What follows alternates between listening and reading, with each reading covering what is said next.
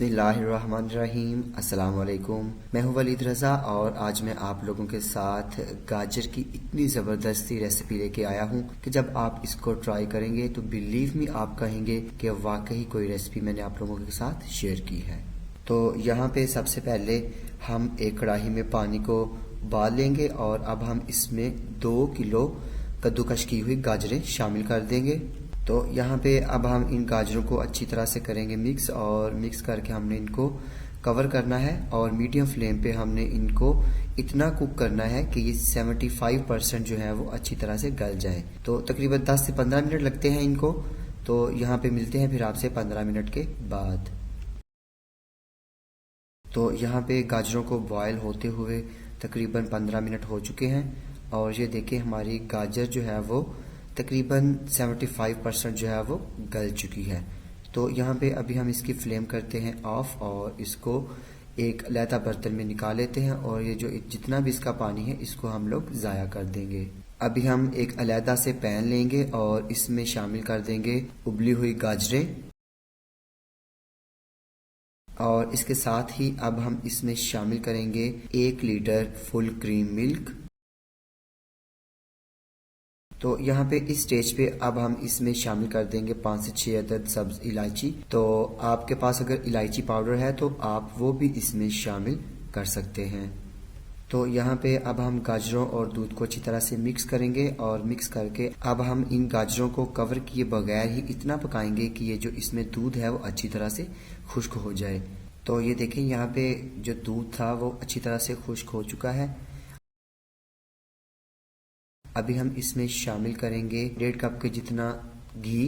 तो मेरे पास अभी घी मौजूद नहीं था इसलिए मैं इसमें शामिल कर रहा हूँ कुकिंग ऑयल। तो आप कुकिंग ऑयल की जगह पे घी का इस्तेमाल भी कर सकते हैं। तो यहाँ पे अब हम इनकी अच्छी तरह से करेंगे भुनाई।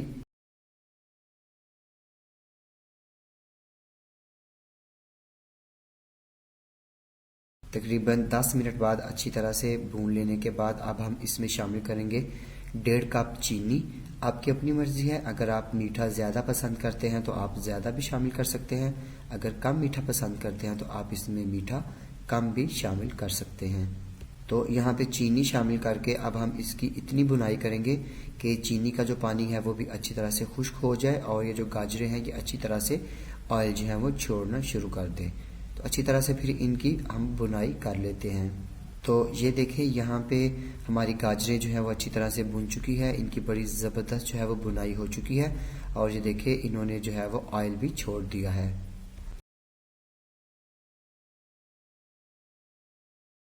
तो यहाँ पे अभी हम इसमें शामिल करेंगे 1 पाव खोया। तो आप खोया भी जो है अगेन अपनी मर्जी के मुताबिक कम या ज़्यादा शामिल कर सकते हैं। खोया डालकर अब हम इसको अच्छी तरह से करेंगे मिक्स।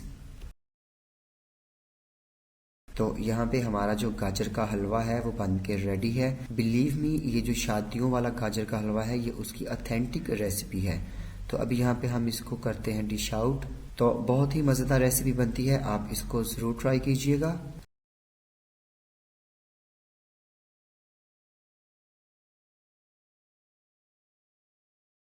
तो यहाँ पे इस गाजर के हलवे को हम गार्निश करेंगे बादाम के साथ। आप बादाम और पिस्ता या जो भी अपनी मर्जी का ड्राई फ्रूट है उसका इस्तेमाल कर सकते हैं। तो मेरी इस रेसिपी को ज़रूर ट्राई कीजिएगा और फिर मुझे कमेंट सेक्शन में लाजमी बताइएगा कि आपको मेरी आज की ये गाजर के साथ बनाई जाने वाली ज़बरदस्त सी रेसिपी कैसी लगी। और अगर आपको ये रेसिपी पसंद आती है तो इसको अपने फ्रेंड्स और फैमिली मेम्बर्स के साथ शेयर करना मत भूलिएगा।